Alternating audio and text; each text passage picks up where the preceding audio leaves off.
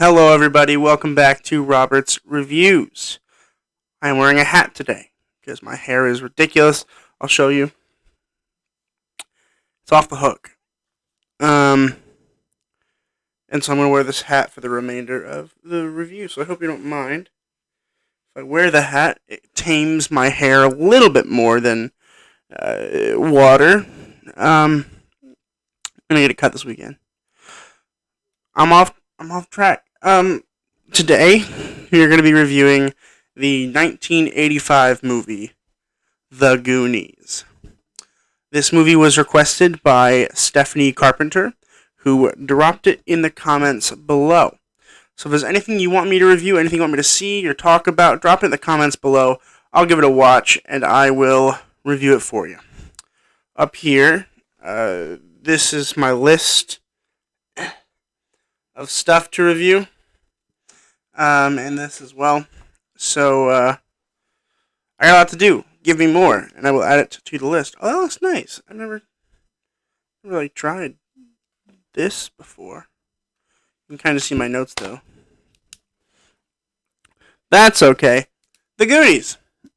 So, this movie was directed by Richard Donner and written by Chris Columbus and Steven Spielberg.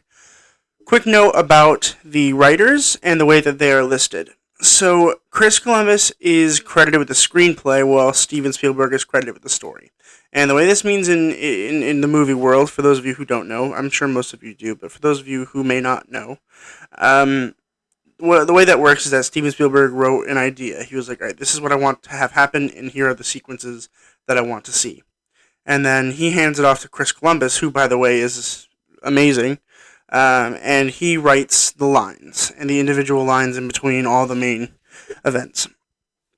So they're both credited as writers, but one of them has written the actual lines, and that one is Chris Columbus, who is credited with a lot of young adult, older children movies like Home Alone and the first two Harry Potter films. I mean, he really is fantastic. He should be known in the future as one of the most important movie industry people to have existed, in my opinion. He should be up there with Steven Spielberg, in my opinion. He is a wonderful director and a really good writer, and that is proven in this movie. Quick rundown of what the Goonies is. Essentially, they live in the Goondocks, and so they're all buddies that hang out there, so they call themselves the Goonies. And what happens is basically this corporation says that we're going to level it and make it like a golf course or whatever. So the kids, a group of kids, gets annoyed because they want to keep living together because they're best friends. So they go to their attic and they find this weird treasure map. And they go out on this quest to find the treasure, because the treasure will give them enough money to pay off the people so they can continue living in that area that they want to live in. That's the basic idea for the story, which I think is really cool because a lot of movies have really like crazy ideas for how like the base of the movie should be, but it can be really simple. I mean, the movie Stand By Me. I don't know if you've ever seen that one. It's less popular, but it was really good. I think it was made in the 80s. It was based on a novella called The Body by Stephen King. And the whole entire basis of it is really simple. These guys are just, looking for a dead body because they want to be on the news. That's literally the entire basis. And they follow, in the Goonies, they follow this quest of these guys that are just trying to make their way to riches so they can pay off the people, and eventually they do. I'm assuming almost all of you have watched the movie, so I'm not worried about spoilers. That being said, since all of us know about the movie, there's not too much to talk about because you already have your own opinions. Nobody's going to be like, should I watch The Goonies? And then watch this video trying to figure out if they should watch it. If you're watching this, you've probably already seen The Goonies. And if you haven't, I mean, wow. You're 35 years late, friends. So I liked watching this movie when I was younger. It was my dad's. My sleeves are small on this shirt. It was my dad's favorite film when he was growing up. So I watched it with him quite often. Whenever he was home on the weekends, once a month, this movie would be on, remarkably, when we had cable. And I always liked it as a child. I never watched it straight through, I don't think, until today, 20 minutes ago when I finished. Um, which I guess is sad to say. I mean, I knew the basis of it, and like I could quote it. I watched all of it. I've watched every individual part at least one time, just from walking in and sitting with my dad. Um, but I watched it all the way through today, and watching it all the way through did give me a better insight into the negative parts of this film, because when you talk about the Goonies, you always talk about the positives. Like everyone knows, the "Hey, you guys!" Like that's a funny line. Everyone knows that line. Everyone knows a lot about all the things when Chunk is being interrogated by the guys, and he just talks about every grade that he's ever been in, every bad thing he's ever done, and it's so funny. I mean, that's so quotable and so pop culture-y nowadays. This is 35 years later too. But there's a lot of things in the film that were, in my opinion, silly mistakes, and I will talk about those right now, I think, before I talk about the actors. So, the main problem that I have with the film, and I didn't have many problems, okay, because it's a classic, it's funny, I love it, it's entertaining, and it's good for children as well. It's a good family movie. One thing that I did have a problem with was the editing. I think that there was a lot of silly mistakes in the editing, and I don't know if it was just simply because they were running out of time and they had to get it out there fast, or if they were running out of money and couldn't pay for editors, or if they just weren't very good editors. Most of the film, I think, did a pretty good job of editing it. I think most of it was pretty good, but towards the end, there were just some lazy things that could have easily been fixed. Like there's this part where Data like falls off the boat thing for a little bit, and then you hear Brand start to like talk to Mikey, and then suddenly it just cuts out, and we're down in the depths with Data, and I was like, that was kind of weird. That's kind of silly. Um, and then in the water slide scene, I thought it was interesting because they couldn't have microphones on the kids because they were just going down a water slide. I'm pretty sure that was all practical. There's no way it was not. It was all CG. That had to have been practical. So they can't have microphones on them because they didn't have waterproof microphones. So they just amped the music up. But you could still hear the water because the microphone was by the water, catching up like the Doppler effect. And so it was a little awkward. The music there was a little awkward. And again, these are things that should have easily been fixed with editing. Even back in 85, it could have been, an easily fixed thing. There's a lot of weird jump cuts where, like, at one part you'll see all the kids scrambling, and then in the next, like, literally the next frame, it'll just be them standing in a completely different order. And I think that they should have been more careful with the continuity of the editing. And again, these are just silly mistakes. They probably what they did, and this is okay. I mean, that's why when you're acting, you want to try, when you're screen acting, of course, ideally you would do the same thing every single time. Here's a little movie lesson for you on things that I've read about and things that I've researched. I've done a lot of movie research. Actually, there's a book up here. Anybody who is on SUNY Unianta campus that wants to borrow the book that I get this information from, you're welcome to. Knowledge is meant to be shared. You're welcome to borrow the book if you want. And essentially what it says in one of the chapters is, say in a movie, I'm supposed to pick up a pen. Okay? Every time that we take a shot of the film in that scene, I should pick up the pen at the exact same time. So if, say my line is like, oh, that's pretty cool, right? Say I pick up, oh, that's pretty cool. I would pick up the pen on pretty. Every single time that you do it in a movie set, you want to do it at the same time. Because people are going to be editing different parts of different shots together. On a TV set, it's different because they're going to take the whole shot. They don't really have time to edit different shots together, so you just do it until it's perfect so you don't have to edit it. It's also cheaper that way nowadays. It wasn't cheaper back then in the day because you had to use physical film, but now that everything's digital, it's cheaper just to take one shot. Unless you're in a movie, and it's not because the actors are paid extremely well. The issue with that comes in when you are acting with children who, for one, have a hard time memorizing not only their lines, but their blocking and what they're supposed to do with their business. Business is what you're doing basically with your hands or while you're saying your lines. And so I guess what I'm getting at here is that the issue that I think that they had with the editing had a lot to do with the fact that they were working with children actors, which children actors are always a problem. They will never not be a problem. Working with children is hard because they're kids. They want to have fun and move around, and they don't want to have to do work, you know. Um, and so if you're going to tell Sean Astin to pick up a pen at this exact same time every single time, there's not going to be there. He's not going to do it every single time perfectly because he's a kid. You know, he's not a professional, adult actor. He's a professional child actor. Well, he's a professional regular actor now, but back then he was just a regular kid just acting in a film. And when you're working with children actors, it's really hard to get that continuity straight, and that's why I think the editing has to be top notch because they have to make sure that whatever they take from a different scene has to follow what they took from a different scene. So you can't have me picking up a pen twice, okay? So say one take of the film, I say, all right, that's pretty cool, and I pick up the pen on pretty. And then the next time I say, that's pretty cool. Then you want to cut my line, right? So it'd be, that's pretty cool. That's what I'm talking about. And there was a lot of really weird stuff in the film where just all of a sudden they would just be like, and they would just be in completely different positions at random times. And again, it was made in 1985, so I'm not complaining too much, and it's not going to detract from the actual film. This is just a me thing, personally. Those of you who don't like to pay attention to these kind of details aren't even going to notice. Next time you watch the Goonies, look for it.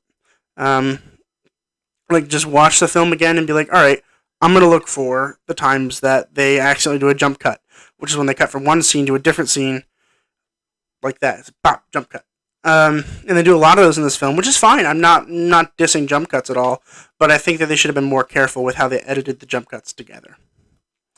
That's really all the negative that I had to talk about. I think that most of it was pretty good. There was a couple negative things in the acting, but we'll get there when I talk about that right now. So first up, we have Sean Astin, who plays Mikey. He is what I would consider the lead of the film. I think they're all leads. I mean, they all have a bunch of lines, and they all have really cool, interesting, dynamic characters. But he was the kind of the leader of the Goonies. And Sean Astin did a great job. I mean, he was a wonderful child actor. Everything he did when he was a child was great. And everything he did in adult is also pretty great. I've never really had a problem with Sean Astin. I never watched anything, except maybe Stranger Things. I think I was a little distracted by him in Stranger Things. But regardless, pretty sure it was Sean Astin. But I think he kind of got lazy as he grew up a little bit. But when he was younger, he was a very good, strong actor. He demanded presence when he was on screen when he was a child, and this movie shows that. And I never had a problem with that. And one thing that I think he excelled in, that I also think of the person who played Chunk, and I guess all of them as a whole. I mean, it's an ensemble film. One thing they did really well was jumping other people's lines. And what I mean here is that Mikey will start talking before Brand has finished his line, and that is good in this instance because they're kids. They would do that. They're not going to wait for somebody else to finish their line. Oftentimes in movies and television nowadays, we just hear line, line, line. And here we have a bunch of interwoven lines that work together. And I think a lot of them were kind of free lines. And I don't mean ad-lib lines. I mean free lines, where somebody can just kind of say what they're supposed to say in the line in a more free fashion. So if I'm supposed to say that's pretty cool, I could say, wow, that is really cool, instead of just saying that's really cool. And it allowed the actors, I believe, to give a little bit more freedom to their characters and their lines, and it made them jump into other people's lines, which made it feel a lot more natural than I think a lot of people intend for it to be, which might have also contributed to the editing problem. But it's already been 15 minutes. I'm going to move on. Josh Brolin as Brand, which, wow, hello, Thanos? What are you doing here? I had no idea that was Josh Brolin. Wow, it was his first film. I was like, wow! I mean, he was great as Thanos. Look at him. Look at baby Thanos. He's so cute. Anyway, sorry. I love my little baby Thanos, though. He was great in this film. He was young. I bet probably maybe 20. when he shot this film. Must have been younger than that because he's only like 40, 45 right now. So he'd been like 16. But he was great in this film because he played the character. He's kind of like the buff guy, like the exercise buff. And he played this cool kind of leader where he always thought he was in charge. I mean, Mikey was always in charge, and you could see that because Mikey would make a suggestion, and Brand would be like, "No, I'm in charge," and then make the same exact suggestion, which showed that he really craved being in charge, and he wanted to show his girl Andy that he wanted her. There's a really weird romantic thing that I think they should have just done without. Um, I think there's issues with how they chose to do the romantic parts because it was kind of weird because Brand had a thing for Andy, and this is one weird part in the dark where like Andy goes to kiss Brand, but it's actually Mikey, and Mikey is way younger than him, which is it kind of freaked me out. But like, ooh, why? And it should have just not have been in there. A lot of things shouldn't have been in there. I think the movie was a little bit too overclustered with ideas. I think if they focused on maybe making Mikey and Brand the main characters instead of making it an ensemble film, it would have felt quicker and it would have felt less confused. Not that it was an awful movie at all, but I think it was a little congested. And a lot of it had to do with the relationship between Brand and Andy. Jeff Cohen played Chunk, and Chunk's funny. I mean, Chunk's hilarious. He's the fat kid who just loves to eat, and so he smells ice cream, and he's like, "Ooh, gotta go over there. Gotta find ice cream. Oh, there's water. Oh, I want some soda pop." He's hilarious. And of course, the truffle shuffle scene is hilarious. And I mean, he did a great job. He did a lot of stuttering, which I thought was interesting because it's hard to act a stutter. And I think he did a great job. He was like he was literally just trying to figure out his thoughts, which might have just been him messing up his lines, and I'm totally cool with that because it worked really well, and that's probably why they kept it in. I want to speed through the next ones because it's already been way too long. Corey Feldman played Mouth. Mouth is the most relatable character for me because he just likes to talk, and he's smooth. Well, he thinks he's smooth. He's not smooth, but he thinks he's smooth. He's always checking his hair in mirrors and stuff, and he thinks he can get the big girls to pay attention to him. And really, he's just kind of a loser, but he pretends like he's cooler than everybody else. But he never stops talking. It's hilarious. I can relate to that, as you can tell by the 17:45-second video that I'm doing right now. So far, I'm not even freaking done. Moving on. Kerry Green is Andy. I think it was okay. I think her performance was okay. I don't think the writer paid enough attention to her to make her relationship with Brand work. Because it didn't feel like it was very authentic. It kind of felt fake. It didn't feel very, very real. I wasn't interested. I didn't care if Andy ended up with Brand at all, which is not what you want when you're watching a movie. You want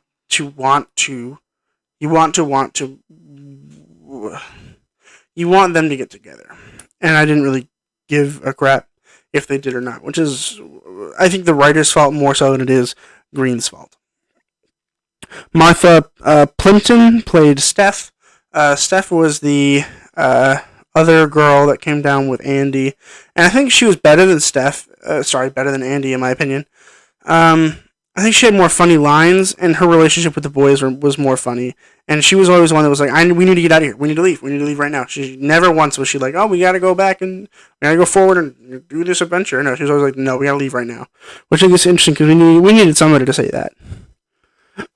Next we have Ke Huy Quan.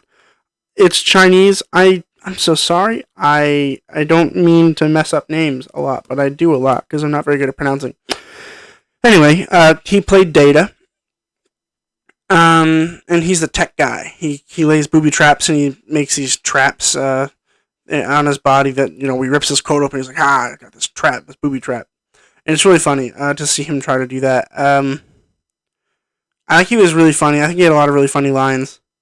I do think he should have slowed his lines down a little bit because he talked too fast.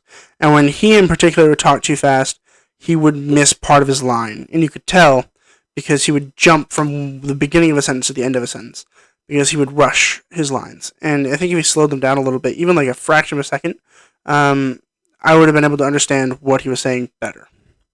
Other than that, really good job. John Matizak, that feels right, played Sloth. I can't really comment on his performance very much because I think that half of his face was CG, and not CG, a practical effect, but you could see his ear would like flap, and I'm like, oh, that's robotic. I didn't think about that. And I think that they had a full cosmetic mask with like a little bit of robotics in it, so I didn't really get to see a lot of his performance in particular. But I mean, Sloth's a funny character. Anne Ramsey as Mama. She freaks me out still to this day. Uh, but of course, a great performance as the the mob boss, the mom mob boss.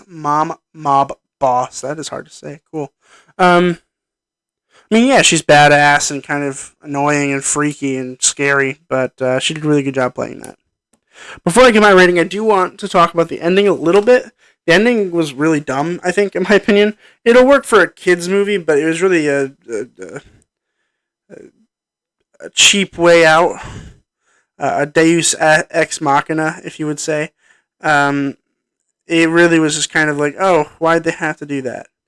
Like, they had so many options, and they went with that option. And where they get out, and, like, everything's super stereotypical and cheesy, and I didn't really like it, but a kid would eat that up. The kid would be like, they survived, yes! I didn't really care, to be honest with you. That being said, this movie still gets a B+. Because its acting was phenomenal. The story is hilarious and funny and well put together. And overall, it's an enjoyable movie-going experience, even here at our stay-at-home time. Really enjoyed the Goonies. I hope you go out and watch it. For those of you who haven't seen it yet, I mean, what are you doing? Go watch it. I mean, it's not an A+ for me, but that's just, I'm a picky guy. Particularly when it comes to old movies, because they're always like, well, the technology wasn't there. The technology was there. To do simple editing stuff. I mean, I couldn't do it. I am a boy, but they had professional people. I mean, it was a Steven Spielberg movie. You can't tell me they didn't have the resources to do a little bit better on the editing. That's the only reason why it gets a B+ and not an A for me. Make sure you subscribe to get more videos from me. Join the Facebook group. It's down in the link below to keep up with the latest news of Robert's Reviews. And then comment down below if you want me to review anything. I'm here for that purpose. So make sure you slap a comment down below on what you want to see, because I've got a list of stuff. I'm very excited to plow through it all to get stuff out for you guys. So make sure you do that, and I will get there. And as always, keep watching films, and I'll see you in the next video.